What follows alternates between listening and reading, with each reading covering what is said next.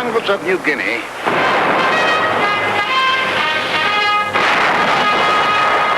on the barren shores of the Aleutians, in the tropic heat of the Pacific Islands,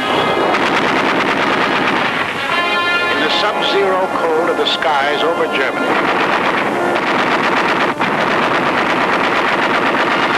in Burma and Iceland, the Philippines and Iran, France,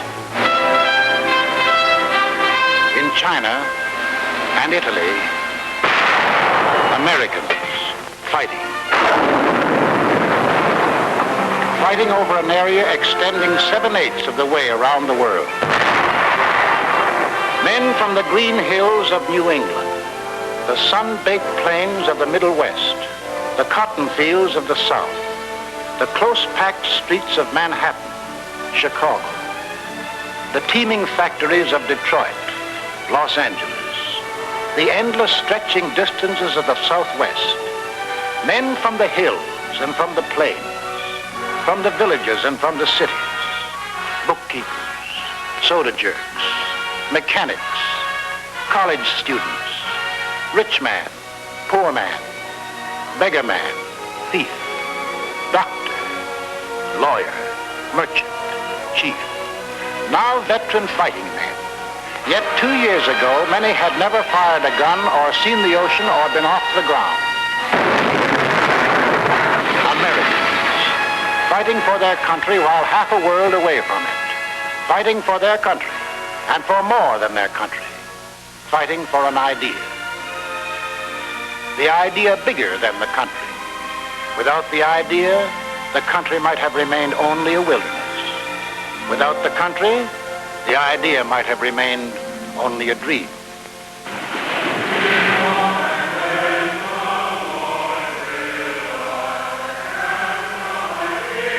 Over this ocean, 1607, Jamestown. 1620, Plymouth Rock. Here was America, the sea, the sky, the virgin continent. We came in search of freedom, facing unknown dangers rather than bend the knee or bow to tyranny. Out of the native oak and pine, we built a house, a church, a watchtower. We cleared a field, and there grew up a colony of free citizens. We carved new states out of the green wilderness: Virginia, Massachusetts, Rhode Island, Carolina. Then came the first test in the defense of that liberty. 1775, Lexington. Our leaders spoke our deepest needs. Colonists are by the law of nature free-born, as indeed all men are. It is the right of the people to alter or abolish it, and to institute new government. These are the times that try men's souls. But as for me, give me liberty, or give me death. In the midst of battle, it happened. The idea grew. The idea took form. Something new was expressed by men, a new and revolutionary doctrine, the greatest creative force in human relations. All men are created equal. All men are entitled to the blessings of life, liberty, and the pursuit of happiness. That's the goal we set for ourselves. Defeat meant hanging. Victory meant a world in which Americans rule themselves. 1777, Valley Forge. We fought and froze, suffered and died. For what? For the future freedom of all Americans. A few of us doubted and despaired. Most of us prayed and endured all. 1781, Yorktown. Now we were a free, independent nation. The new idea had won its first test. Now to pass it on to future Americans. The Constitution, the sacred charter of we the people. The blood and sweat of we the people. The life, liberty, and happiness of we the people. The people were to rule, not some of the people, not the best people or the worst, not the rich people or the poor, but we, the people, all the people.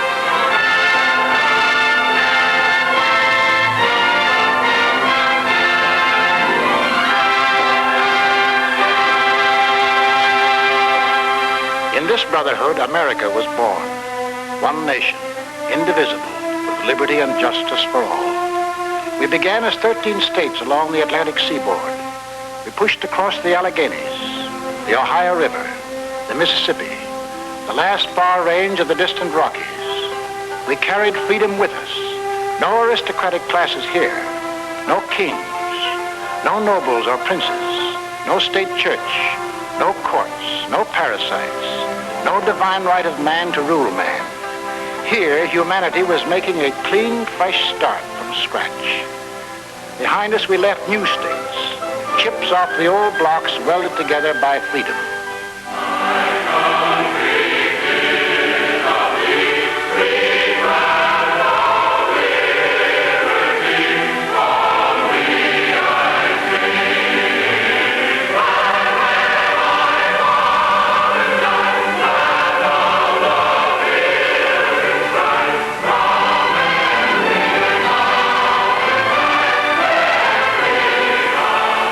Finally, we were one nation, a land of hope and opportunity that had arisen out of a skeptical world.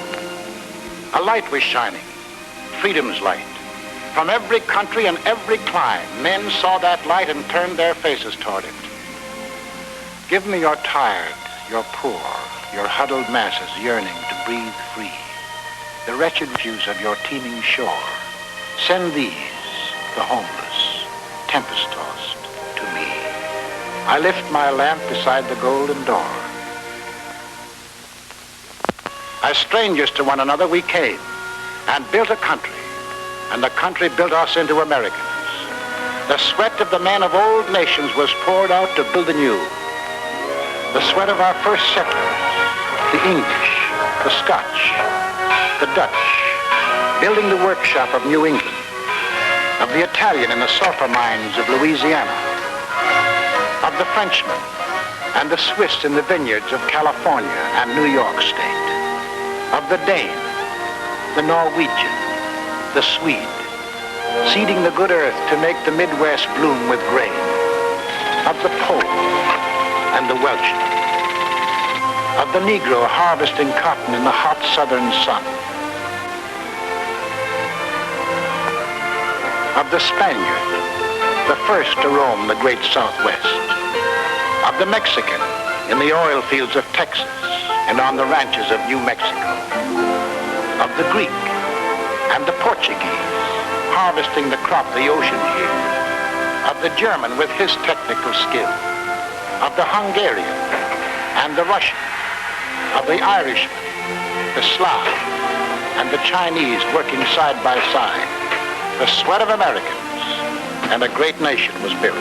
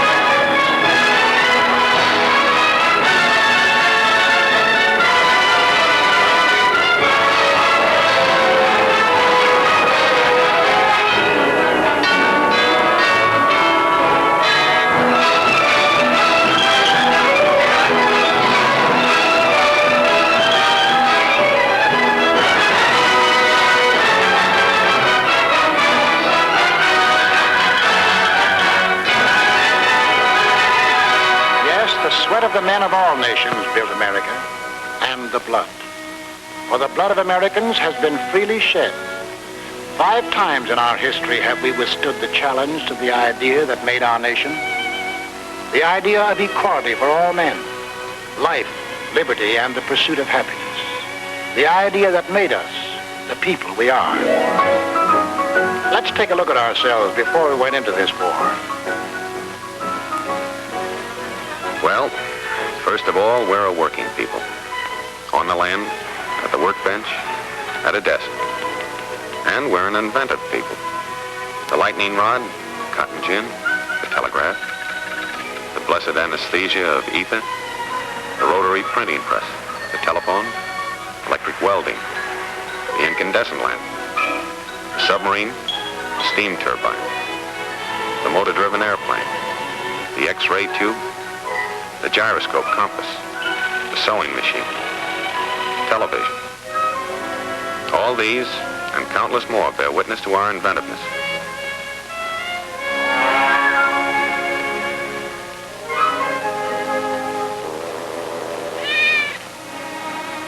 And this inventiveness and enterprise, plus our hard-won democratic ideal of the greatest good for the greatest number, created for the average man the highest standard of living in the world. 32.5 million registered automobiles, 2/3 of all the automobiles there are in the entire world. We demand the highest standards in sanitation, purity of food, medical care. Our hospitals are models for the world to copy. We want the best for the average man, woman, or child, particularly child. We have reduced the hazard of being born. From then on, we protect, foster, and generally spoil the majority of our children. But it doesn't seem to hurt them much. They go to school, all kinds of schools, to kindergartens, public schools, private schools, trade schools, high schools, to 25,000 high schools, and to college. In the last war, 20% of all the men in the armed forces had been to high school or college. In this war, 63%. We're a great 2 weeks vacation people. We hunt, and we fish, up north, down south, back east, out west. When the season opens, we hunt and fish. And we're a sports-loving people.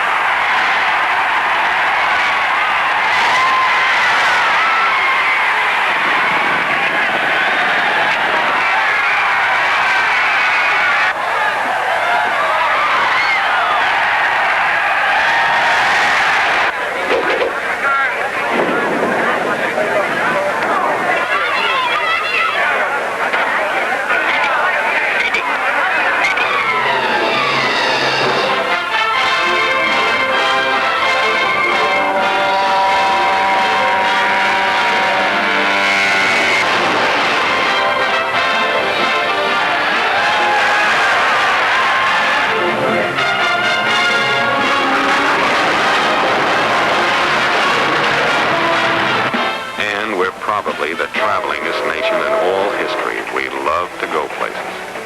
We have the cars, we have the roads, we have the scenery. We don't need passports, but sometimes we need alibis. We sleep by the road, we eat by the road. The foreigner is enchanted and amazed by what we like to put on our stomachs.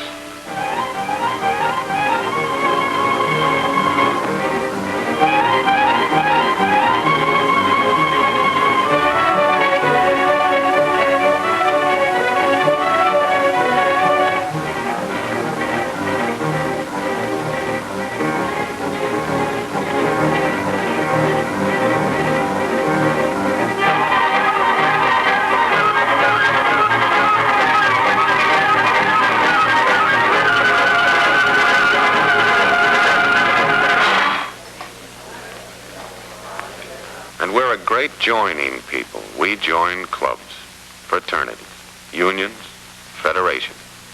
Shove a blanket us, we'll sign up. Radios, we have one in the living room. When you think of refreshment, think of the dining room, the bedroom, the bathroom, in our cars, and in case of acid indigestion, in our hands and up our sleeves. Does your cigarette taste different lately? Music, we couldn't be without it.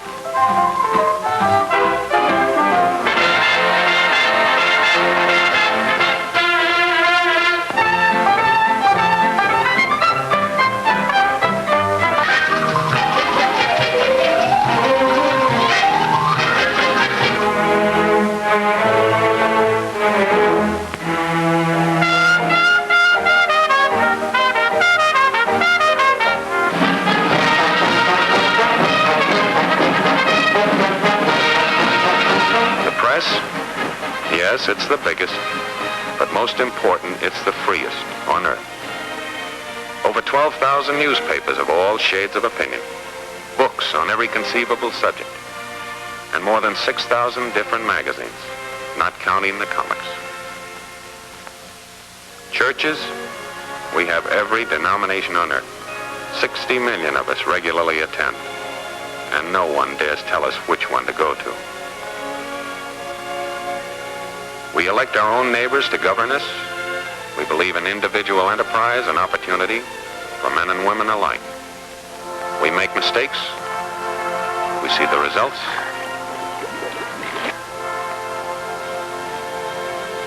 We correct the mistakes.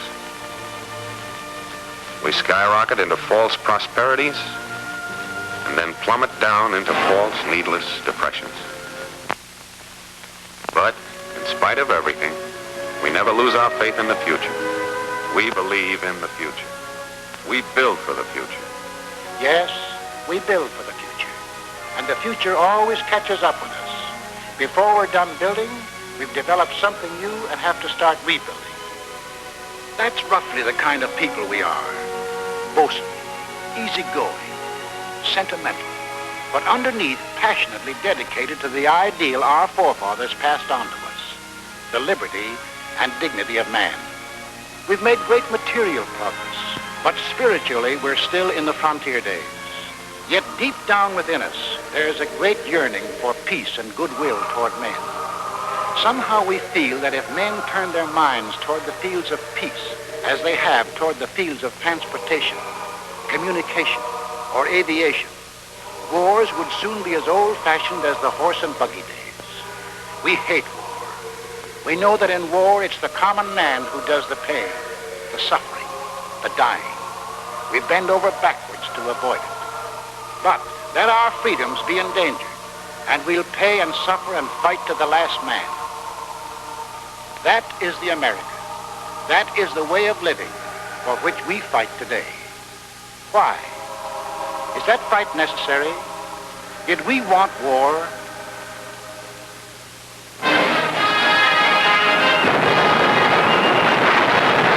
In 1917, before most of you fighting men were born, our fathers fought the First World War to make the world safe for democracy, for the common man. They fought a good fight and won it.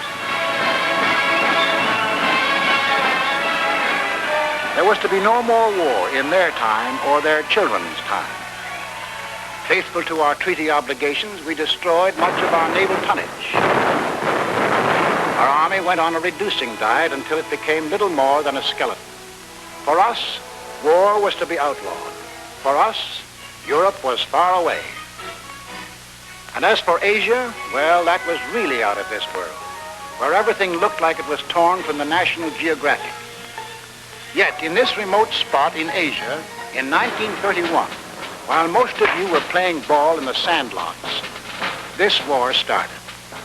Without warning, Japan invaded Manchuria.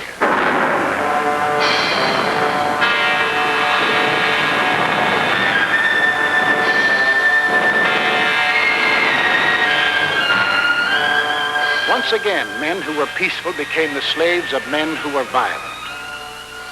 In Washington, D.C., our Secretary of State made a most vigorous protest.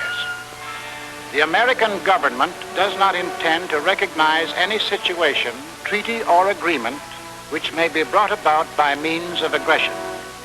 But we, the people, hadn't much time to think about Manchuria. We were wrestling with the worst depression in our history. Some of us were out of jobs. Some of us stood in bread lines. Some of us suffered homemade aggression. Some of us were choked with dust. Some of us had no place to go. 2 years later, in 1933, while most of you were graduating from high school, we read that a funny little man called Hitler had come into power in Germany.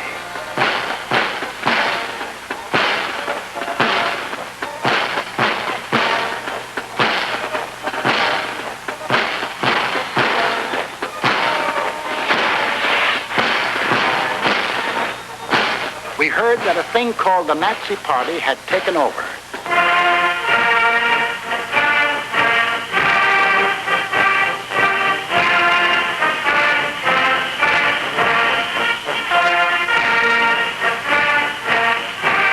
Today we rule Germany, tomorrow the world.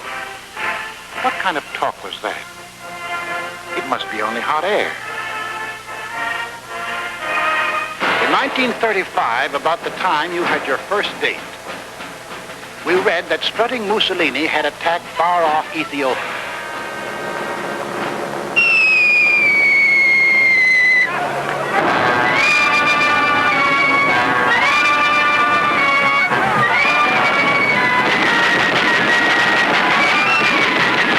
The disease seemed to be spreading, so Congress assembled to insulate us against the growing friction of war. We want no war.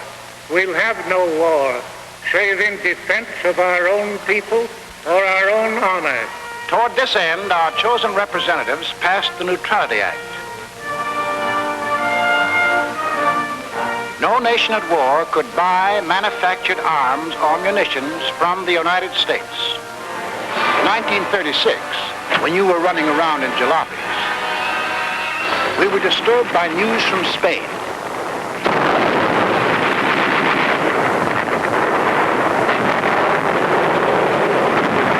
In our newsreels, we saw German and Italian air forces and armies fighting in Spain and wondered what they were doing there.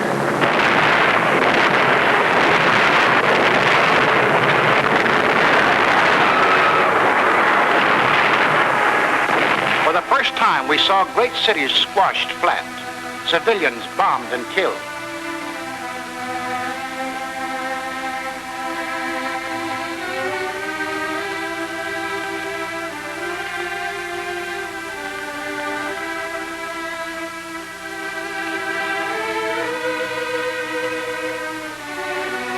In November 1936, the American Institute of Public Opinion, known as the Gallup poll, asked a representative cross-section of American people, if another war develops in Europe, should America take part again? No. 95%. We the people had spoken. 19 out of 20 of us said, include us out. To further insulate ourselves, we added a cash and carry amendment to the Neutrality Act. Not only wouldn't we sell munitions, but we wouldn't sell anything at all, not even a spool of thread, unless warring powers sent their own ships and paid cash on the line. In 1937, the press services received a flash from Asia.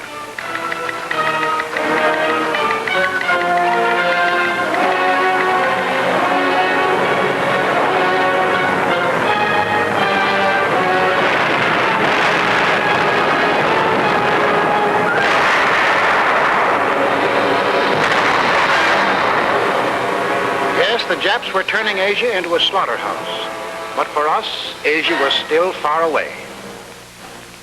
In September 1937, the Gallup poll asked us, in the present fight between Japan and China, are your sympathies with either side? We answered, with China, 43%. With Japan, 2%. Undecided, 55%. We hadn't made up our minds about China. Our Neutrality Act barred sales of armaments only to nations at war. The Japanese had not declared war, so we went right on selling scrap iron and aviation gasoline to Japan. In March 1938, Hitler had not declared war either, but his goose-stepping army suddenly smashed in and occupied all the soil of Austria. 6 months later, Hitler and his stooge met the anxious democracies at Munich. Hitler promised peace in our time if Britain and France would give him that part of Czechoslovakia known as the Sudetenland. Britain and France gave him that part of Czechoslovakia, hoping to avert war. Now we had his word, peace in our time. At home, we began to hear strange headlines. Extra, extra! FBI captured German agent! Read all about it! Nasty Spygate captured! We sat in our theaters unbelieving as motion pictures exposed Nazi espionage in America. As Germans, we know that if America is to be free, we must destroy the chain that ties the whole misery of American politics together. And that chain is the United States Constitution. Could these things really be? Yes, these subversive acts were happening in real life every day. German-American bonds organized for the purpose of destroying us marched under our very noses.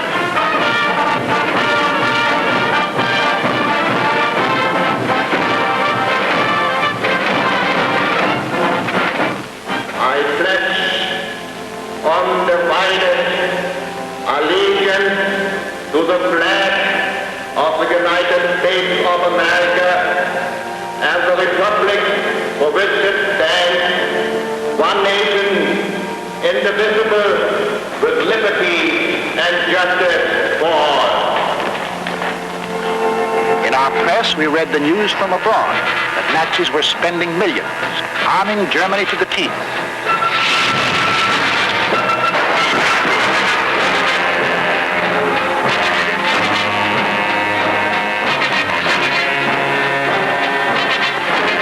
We read that the Tokyo Diet was appropriating tremendous sums, converting Japan into one vast munitions plant.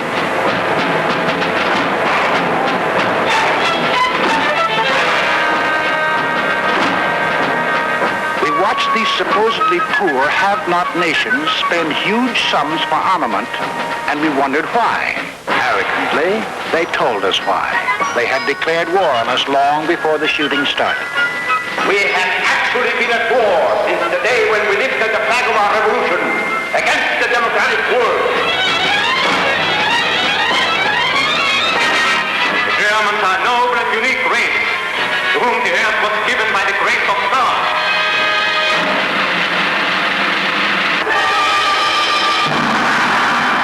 The world must come to look up to our emperor as the great ruler of all nations.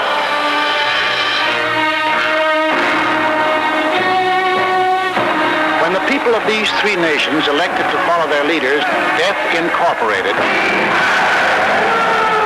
they organized to smash personal freedom, equality of man, freedom of speech, freedom of religion, organized to smash the very principles which made us the people we are. So in December 1938, when the Gallup poll asked us, should the United States increase the strength of its Army, Navy, and Air Force, we answered yes, 85%. It was time to look to our defense. Gentlemen, this is the Military Affairs Committee of the United States House of Representatives meeting for the purpose of considering national defense. The Navy is asking for an increase of 25% in authorized naval tonnage in view of the grave international situation. Congress, reflecting the voice of the people, appropriated the largest sum for military use ever voted during peace in American history. We didn't dream that a few years later it would look like peanuts. On March 14, 1939, Adolf Hitler broke the pledge he made at Munich. He took over all the rest of Czechoslovakia. There would be no more peace in our time. April 7th, 1939, as we here in America observe Good Friday,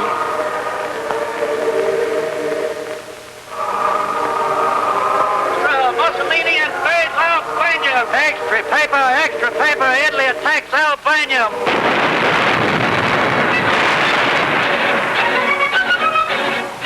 The picture was becoming clear. The conquering forces of violence were being set loose in the world. Where would they stop? In a last desperate effort to avert a world war, President Roosevelt, as a neutral, sent messages to Hitler and Mussolini, asking their promise to respect the independence of 30 free countries. To Adolf Hitler, this message was a huge joke as he repeated the names to a jeering Reichstag. Sweden, Denmark, Nederlanden, Belgien, Großbritannien, Irland, Frankreich, Portugal, Spanien, die Schweiz, Liechtenstein, Luxemburg, Polen, Ungarn, Rumänien, Jugoslawien, Russland, Bulgarien, Türkei, Irak, Arabien, Syrien, Palästina, Ägypten. This was the only answer the president received.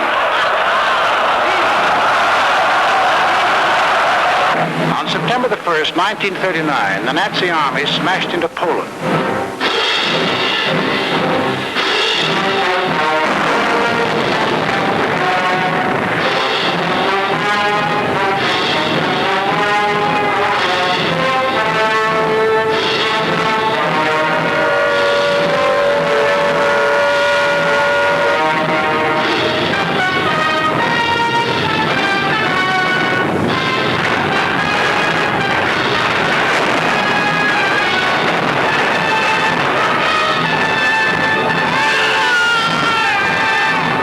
England and France had a treaty with Poland. Would they act now? At home, we listened in suspense. Adolf Hitler's all-out attack on Poland makes the long-dreaded European war a certainty. Prime Minister Chamberlain of Great Britain gave the Nazi dictator a 0 hour for withdrawing his troops from Poland. That 0 hour ends now. At this time, we transfer you to London for an important announcement by the British Prime Minister. Up to the very last, it would have been quite possible to have arranged a peaceful and honorable settlement between Germany and Poland. But Hitler would not have it. But a situation in which no word given by Germany's ruler could be trusted, and no people or country could feel itself safe, had become intolerable. Now, may God bless you all, and may he defend the right. For it is evil things that we shall be fighting against. And against them I am certain that the right will prevail. 6 hours after Great Britain declared war on Nazi Germany, the Republic of France followed.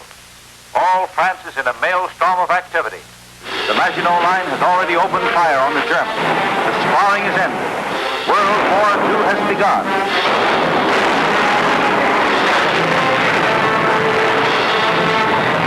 At home, we were asked, what country do you consider responsible for causing this war? Germany, 82%. We Americans had no doubt who started it. Also, we began to fear that this war was going to concern us. President Roosevelt called a special session of Congress to reconsider the embargo against selling munitions. I have asked the Congress to reassemble in extraordinary session in order that it may consider and act on changes in our neutrality law. The men of Congress wrestled with their beliefs and our futures. They debated and they argued. The arms embargo is far too great a security to American peace to permit its surrender without a last-ditch fight. The Embargo Act, as it now stands, is one-sided and works entirely to the advantage of one side. Therefore, the Embargo Act should be modified. We, the people, also debated and argued whether we should sell arms and munitions. When the question was put to us, we had an answer. Should we change the Neutrality Act so we can sell war supplies? Yes, 57%. Shortly after, our representatives changed the Neutrality Act. We lifted the embargo on arms and munitions. Now we would sell if purchasers would pay and take the stuff away in their own ships. American ships were still barred from combat zones. Meanwhile, on the other side of the globe, Japan was busy trying to bomb, shoot, and terrorize the Chinese into submission. We began to realize that if Japan conquered 400 million Chinese, she might become so strong as to run us right out of the Pacific.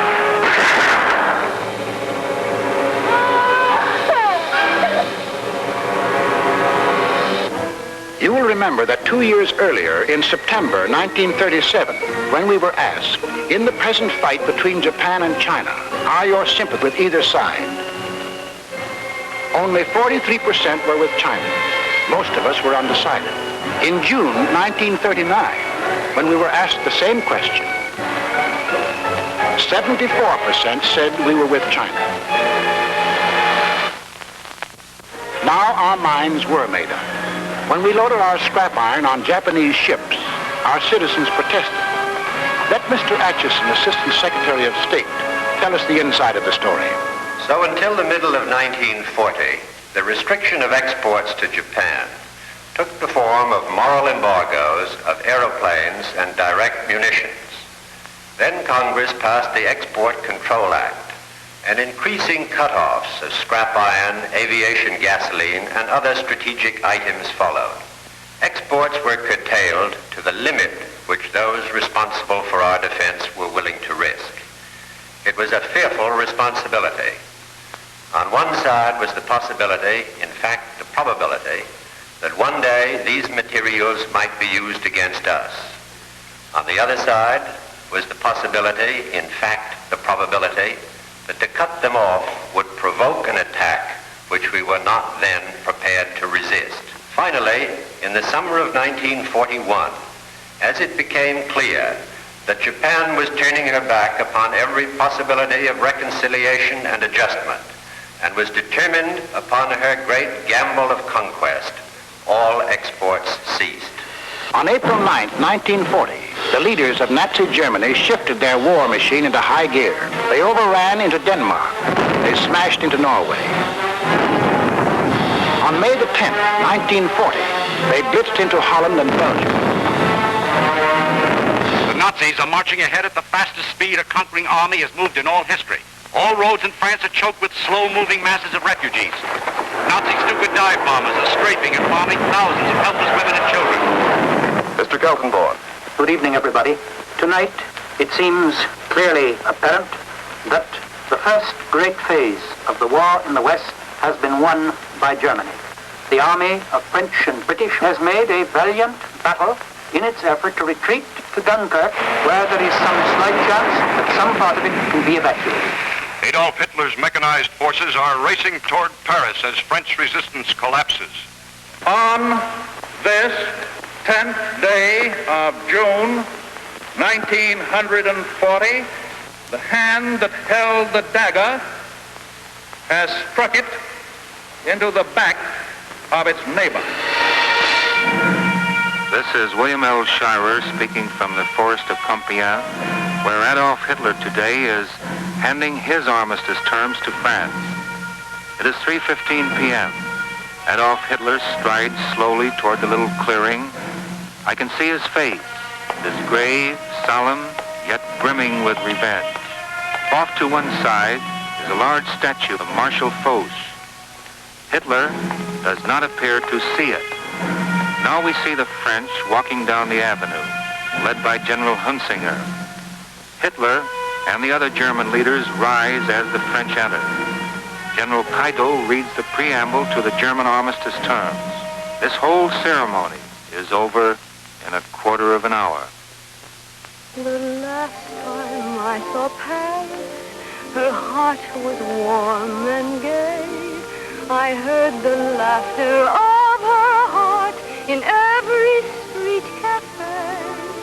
The last time I saw Paris, the trees were dressed for spring, and lovers walked beneath those trees, and birds found songs to sing.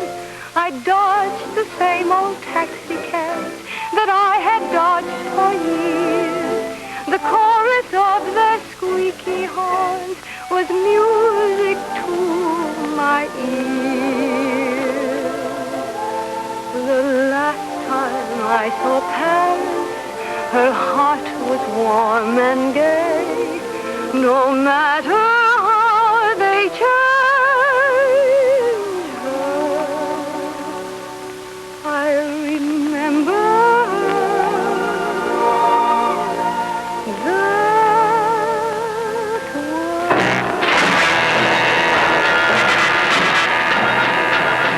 Conquering armies now stood on the shores of the Atlantic.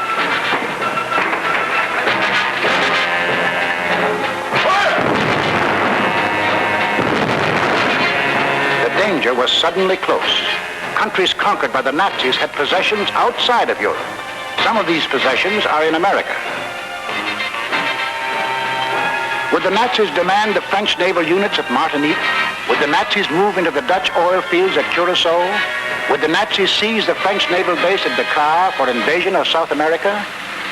Already in Brazil, there were over 1 million Germans who lived exactly as they did in Germany. 1,200 German schools with Nazi textbooks and Nazi teachers. Nazi newspapers. Hermann Goering glider clubs had been established. Also in Brazil, there were 260,000 Japanese taking orders from Japan. In Ecuador, within easy bombing range of the Panama Canal, German airlines had been established. German pilots were reserve officers of the Luftwaffe. The German transport planes had bomb racks already built in. In Argentina, German athletic clubs similar to the Hitler Youth Movement had been organized exclusively for Germans. Here was a fifth column ready to take over. In Havana, we met with 20 other American republics.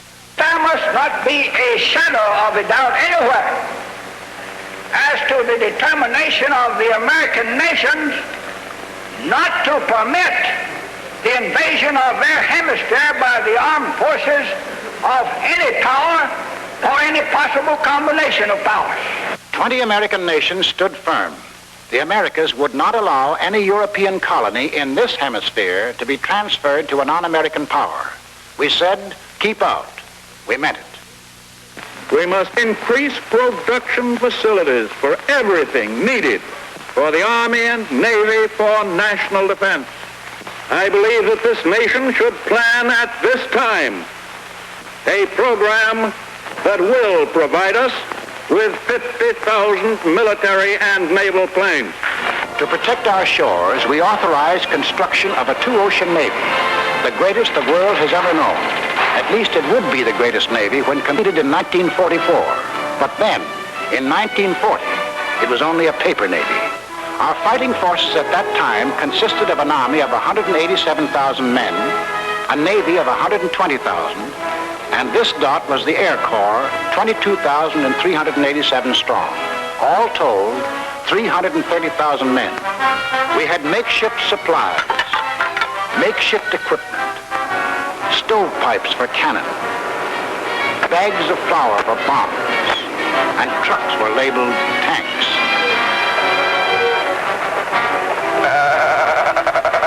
Our infantry had exactly 488 machine guns. We possessed 235 pieces of field artillery, 10 light and 18 medium tanks. That was the Army of the United States in May 1940, the month in which the Nazis overran France. So we called our Minutemen, the National Guards of the 48 states, and placed them into federal service.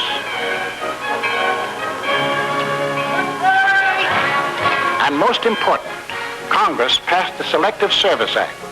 For the first time in our history, we began mobilizing an army while still at peace. The first number is serial number 158.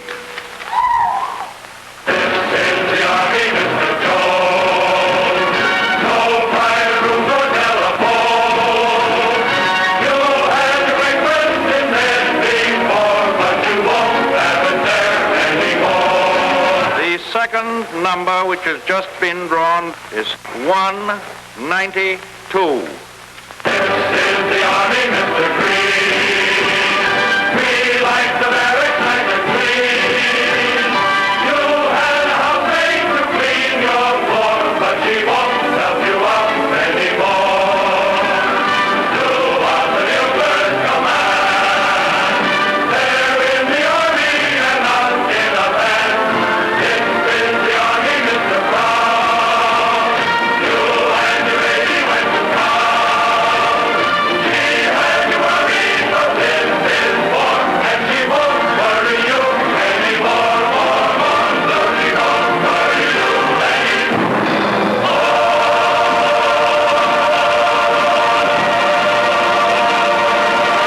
wasn't too soon. Time was running out. The Nazis had begun their shattering blitz on Britain. Hello, America. This is Edward Murrow speaking from London. There were more German planes over the coast of Britain today than at any time since the war began. Anti-aircraft guns were in action along the southeast coast today.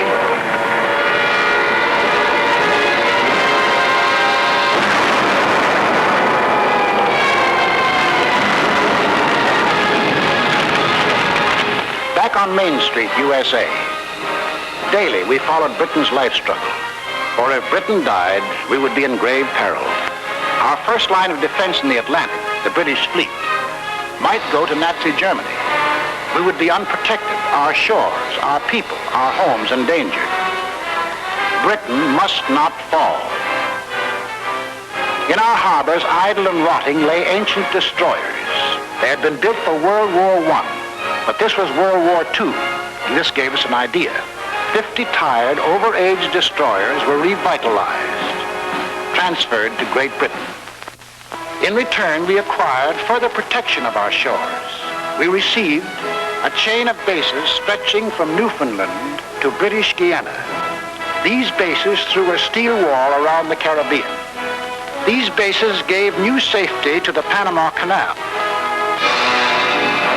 It was now clear to the aggressors that we were conscious of the threat they represented to our country.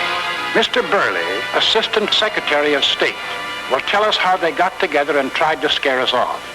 From 1936 on, it became increasingly clear to the world that Germany, Italy, and Japan were pursuing a common pattern of aggression, both in Europe and in the Far East. On September 27, 1940, these three powers signed the so-called Pact of Berlin, or Tripartite Pact, a treaty of far-reaching alliance. By that treaty, it was provided that the three countries would assist one another with all political, economic, and military means when one of the powers was attacked, note particularly the use of the word attacked, by a power not then involved in the European War or in the Chinese-Japanese conflict. The last of these provisions was aimed directly at the United States. Tokyo celebrated.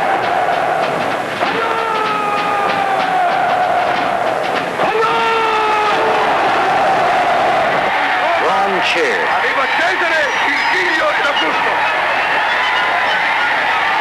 Berlin hired itself hoarse.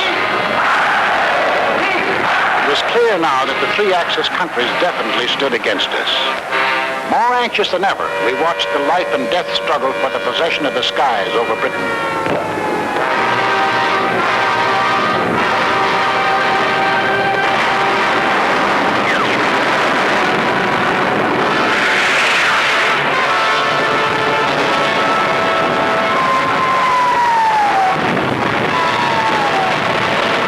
Despite the propaganda and confusion of recent months, it is now obvious that England is losing the war. England will not only survive, England will win.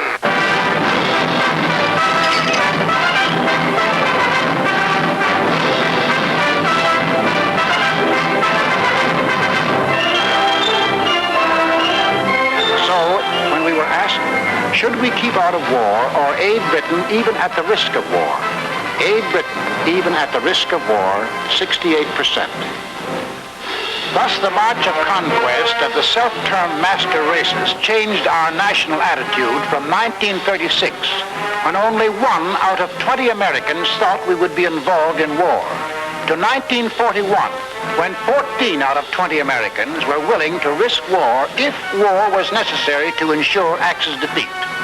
I've asked this Congress for authority and for funds sufficient to manufacture additional munitions and war supplies of many kinds to be turned over to those nations which are now in actual war with aggressor nations. Our most useful and immediate role is to act as an arsenal for them as well as for ourselves. We shall send in ever-increasing numbers ships, planes, tanks, guns. That is our purpose and our pledge. By an overwhelming majority, Congress passed Lend-Lease, Bill number 1776, another declaration of independence. Independence from tyranny, 1941 style. On April 6, 1941, the Nazi juggernaut overran into Yugoslavia and Greece. On June the 22nd, 1941, the success-crazy Nazis took their longest step toward world conquest. Without any declaration of war, they blitzed into Russia.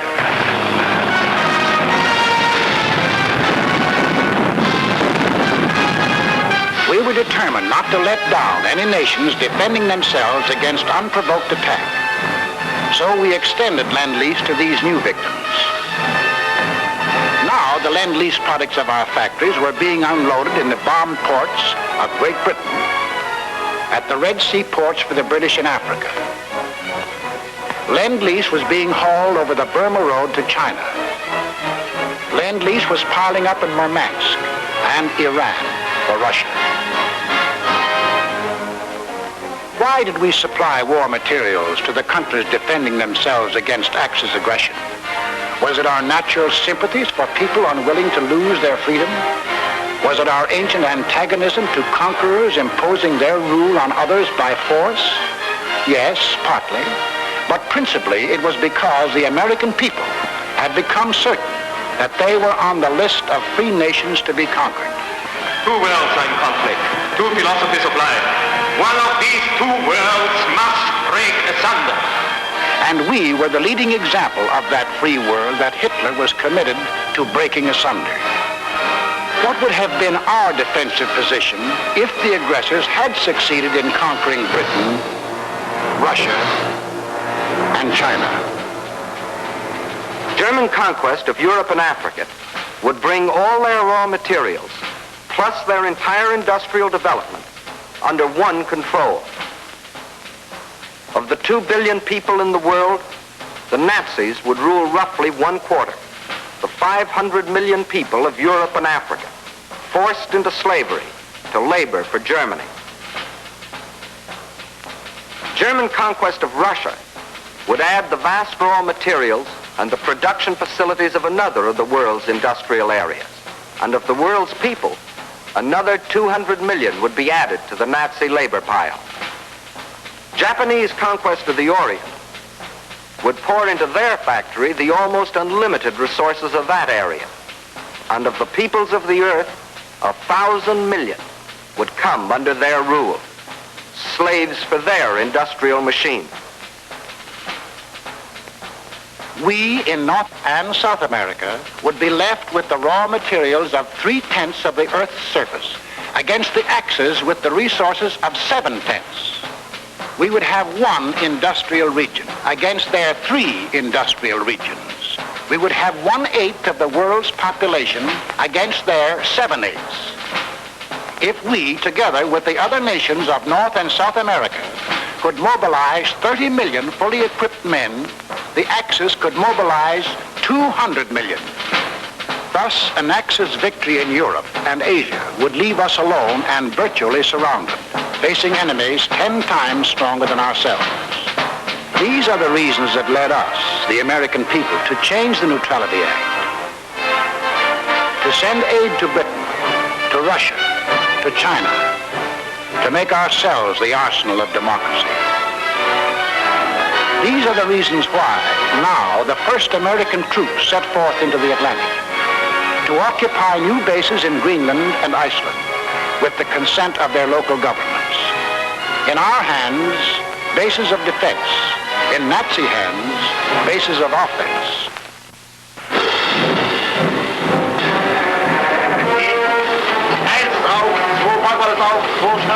The Germans opened unrestricted submarine warfare.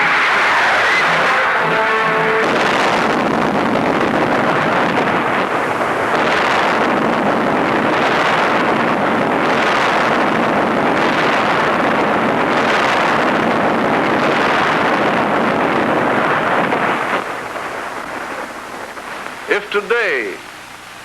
Our Navy should make secure the seas for the delivery of our munitions to Great Britain.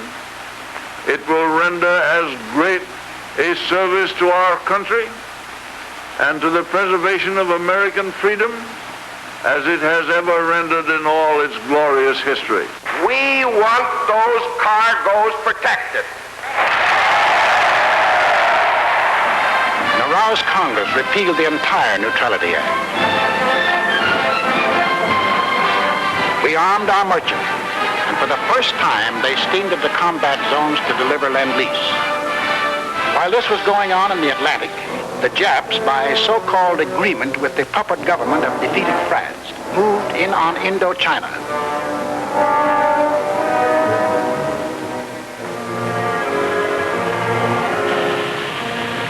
There were now only two threats to their plan for conquest of Greater East Asia. First was their northern neighbor, Russia, the only military power within striking distance of Japan. The Nazis were taking care of Russia. The second threat to Japanese conquest was us. Japanese southward expansion was too dangerous to attempt with our bases still standing in the Philippines and our supply lines open to Wake, to Midway, and to Hawaii. We were in their way. We had to be removed. But in the Japanese way. Off to Washington went Special Ambassador Curaçao on what the Japs said was a mission of peace, but carefully synchronized with his departure from Tokyo was the departure of a Jap task force under sealed orders, not on a mission of peace. On November 14th, Mr. Curaçao arrived in San Francisco, smiling his toothy smile as he sang the old song of Japanese friendship. The Japanese were a peace-loving people. Their whole policy was devoted to the establishment of permanent peace in Asia. Our aid to China was delaying the establishment of that peace. Our refusal to sell them oil and scrap was interfering with the establishment of that peace. Our objections to their taking over the East Indies, Greater East Asia, was an interruption in the establishment of that peace. All they wanted was peace. On November 17th, Mr. Curaçao and Japanese Ambassador Nomura were received by the President in the presence of the Secretary of State, Cordell Hull. It very quickly became clear that the Japanese had brought no new proposals and that the Japanese intended to continue their campaign to conquer China and all East Asia. However, on November 26th, our Secretary of State presented the Japanese with the basis for peaceful agreement between the two nations. The proposal was forwarded to Tokyo. The Japs had to stall for time, but only a short time. The task force was nearing its goal. Sunday, December 7th, 1941.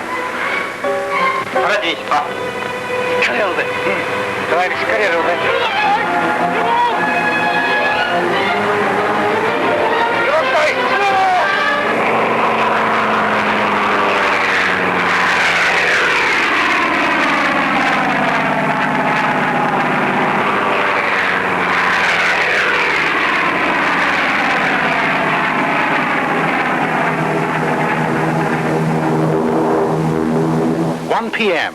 Eastern Standard Time. The Japanese emissaries are expected at the State Department to keep a 1 o'clock appointment they had requested in order to present their answers to our proposals. 1:05 p.m. The Japanese planes are approaching Hawaii.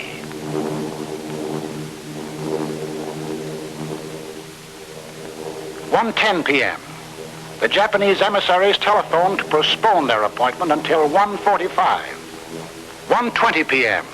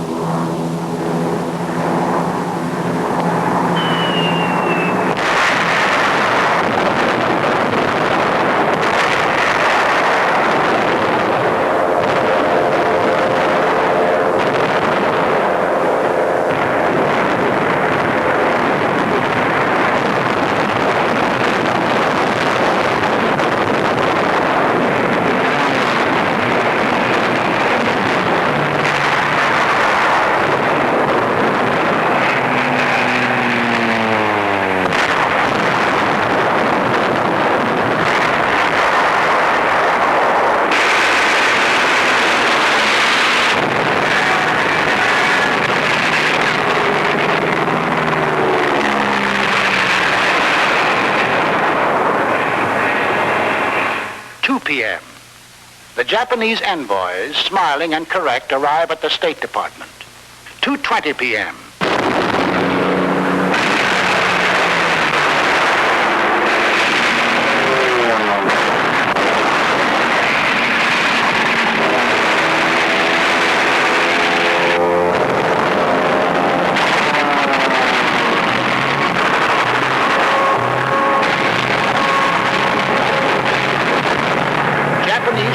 Had been sowing death and destruction for an hour on American outposts in the Pacific when the Japanese envoys presented a memorandum to Mr. Hull. Here is the memorandum presented to me. As you can see, it is quite a lengthy document. I read it hurriedly, discovering that it contained a recital of monstrous accusations against the United States, charging it, among other things, with, quote, scheming for the extension of the war, preparing to attack Germany and Italy, two powers striving to establish a new order in Europe, and ignoring Japan's sacrifices in the 4 years of the China affair, menacing the empire's existence itself, and disparaging its honor and prestige. After reading the note, I said to the Japanese emissaries, I have never seen a document that was more crowded with infamous falsehood and distortions on a scale so huge that I never imagined that any government on this planet was capable of uttering them.